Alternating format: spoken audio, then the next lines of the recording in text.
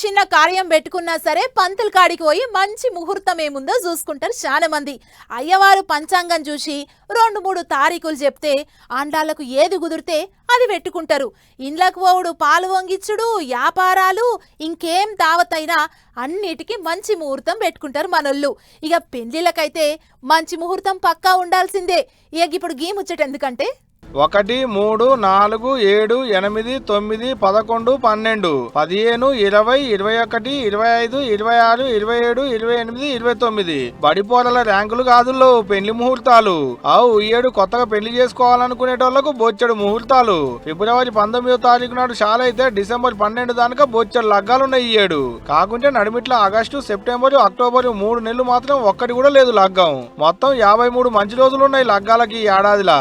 3 నెలల సంది మూడాలే ఉండే. ముహూర్తాలు లేక ఆగిపోయిన కార్యాలన్నీ షాలైనట్టే. ఇక అట్ట ఒక 5-6 నాడే ఎన్ని పెళ్లిళ్ళు ఉన్నాయో ఎరికేనా? ఏం తక్కువ 500కు మీదనే. మళ్ళా అంతటగిటనేమో అనుకునే కాదు, ఒక హైదరాబాద్ పట్టణంలే అంటే జిల్లాల పోయింటి, పల్లెల పోయింటి ఇంకెన్ని ఉన్నాయో. ఇక పోయినాడు నవంబర్ 26వ తారీఖు నాడు ఆఖరి ముహూర్తం. అయ్యాల్టి సంది ఇప్పటి వరకు ఒక్కడి కూడా మంచి గడియే లేకుండే. ఇక ఇప్పుడు మంచి ముహూర్తాలు ఉండడుతోనే ఆగిపోయిన కార్యాలన్నీ ముంగడ పడుతున్నాయి అన్నట్టు.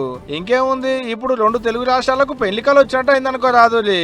ఫిబ్రవరికి సాల్వ్ చేస్తే మే వెళ్ళిపోయేటాలకు ఏం తక్కువ 20 ముహూర్తాలు ఉండడుతోని ఫంక్షన్ హాళ్లకు ఫుల్ డిమాండ్. దీపం ఉన్నప్పుడే ఇల్లు చక్క పెట్టుకోవాలన్నట్టు, ముహూర్తాలు ఉన్నప్పుడే ముల్లె చేసుకోవాలన్నట్టు చేస్తున్నాడ ఫంక్షన్ హాల్ ఓనర్లు సుతా. మరి బొచ్చడు గిరాకీ ఫంక్షన్ హాల్ గిరాకీ పెరిగినట్టే కిరాయిలు కూడా పెంచలేమో మరి. అయ్యవార్లు, ఈవెంట్ ఆర్గనైజర్లు, డీజేలు, టెంట్ హౌస్, క్యాటరింగ్, డెకరేషన్, సప్పులోలు, పూల వ్యాపారాలు చేసుకునేటోళ్ళు, వంట వండేటోళ్ళు, వడ్డించేటోళ్లకు ఫుల్ గిరాకీ బౌండరీకి ఇప్పడుతుంది.